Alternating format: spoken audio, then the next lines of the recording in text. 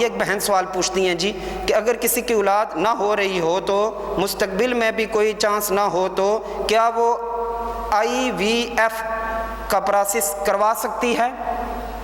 توجہ کی ہے سوال پر۔ IVF کا پروسیس کیا وہ کروا سکتی ہے؟ توجہ جی، صبر کرنا چاہیے۔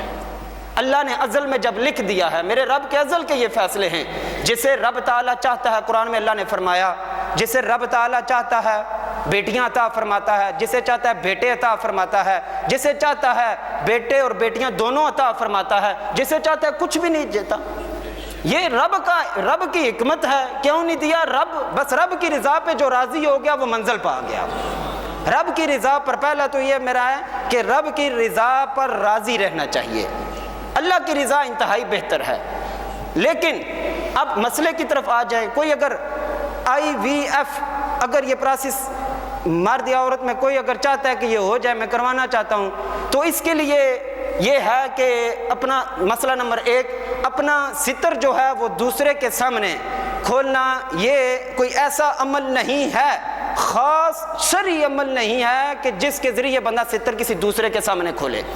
یہ خاص شرعی عمل نہیں ہے کہ بندہ اپنا ستر کسی دوسرے کے سامنے کھولنا گناہ ہے۔ ہاں شرعی عمل ہو، کوئی بیماری لگ جائے اللہ معاف کرے، کوئی ایسی ویسی بات ہو جائے نہ شریعت اجازت دیتی ہے، وہ اور بات ہے۔ لیکن یہ کوئی جتنا IVF والا جتنا بھی پروسیس ہے، یہ کوئی خاص شرعی عمل نہیں ہے، کیونکہ اللہ نے ازل سے فیصلے کر دیے، اس کی رضا پہ راضی رہنا چاہیے۔ لیکن اگر پھر بھی اگر کوئی بندہ یہ کروانا چاہتا ہے، ستر دوسرے کے سامنے کھلوانا، یہ گناہ ہے، لیکن اس کے باوجود اگر کوئی یہ عمل کروا لے تو اس سے جو بچی یا بچہ پیدا ہوگا وہ حلال ہے، طیب ہے اور جائز ہے۔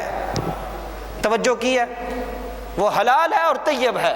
اب رہی بات مرد کا جو سپرم ہے وہ عورت کے ایگ کے ساتھ ملا کر وہ عورت ہی کے رحم میں رکھا جائے، اگر کسی دوسری عورت اس کا رحم اتنا کام نہیں کرتا، اگر مرد کے سپرم لے کر عورت کے ایگ لے کر کسی دوسری عورت میں رکھے جائے تو وہ اولاد حلال نہیں ہے، وہ اولاد جو ہے حلال نہیں ہے۔ اگر اسی عورت کے رحم میں مرد کا سپرم لے کر عورت کے ایگ کو ملا کر، جو جدید آج کل جو ٹیکنالوجی آ گئی ہے اس کو سامنے رکھتے ہوئے، اگر وہ عورت ہی اسی کے بیوی کے اسی شوہر کا ہو اور اسی کی بیوی کے ایگ لے کر اسی کے رحم میں اگر رکھے جائیں تو ان سے پیدا ہونے والی جو اولاد ہوگی وہ جائز ہے، وہ حلال ہے اور طیب ہے۔ لیکن اس سے بچنا بہتر ہے، اللہ کی رضا پہ راضی رہنا چاہیے۔ یہ جتنا پروسیس ہے یہ جائز، اس کو فقہاء نے لکھا ہے، موجودہ جو ٹیکنالوجی چل رہی ہے۔ اب میں اس میں ایک اور بات اپنی طرف سے ایڈ کرنا چاہتا ہوں، جو ہمارے ہاں جو خرابیاں ہیں وہ یہ ہیں، 1 2 سال 3 سال تک اگر اولاد نہ ہونا،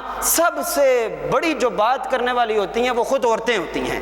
وہ آ کر کہنا شروع ہو جاتی ہیں وہ 2 سال ہو گئے کوئی خوشخبری نہیں آئی ہے جی۔ حقیقت بات ہے، 2 سال گزر گئے، 3 ساس ہو گئے کوئی اولاد نہیں، کوئی چیک اپ کرواؤ، کیا وجہ مڑے، کیا وجہ، کیا پریشانی ہے اتنی، کوئی چیک اپ کراؤ، کوئی دوڑ پچ کرو۔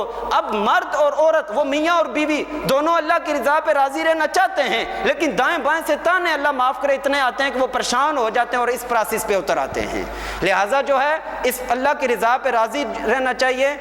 رب تعالیٰ کے محبوب علیہ السلام کا فرمان مبارک ہے، جس کو اللہ دنیا میں اولاد نہیں دے گا، اللہ جنت میں جانے کے بعد ان کو کثرت اولاد عطا فرما دے گا، کثرت کے ساتھ اللہ اولاد۔ اس پر راضی رہو جب اللہ جنت میں اولاد دے گا۔ تو لہٰذا ہمیں اس بات پر اللہ بیٹیاں دے یا بیٹے دے یا دونوں دے یا کچھ بھی نہ دے، ہم اللہ کی رضا پہ راضی ہیں۔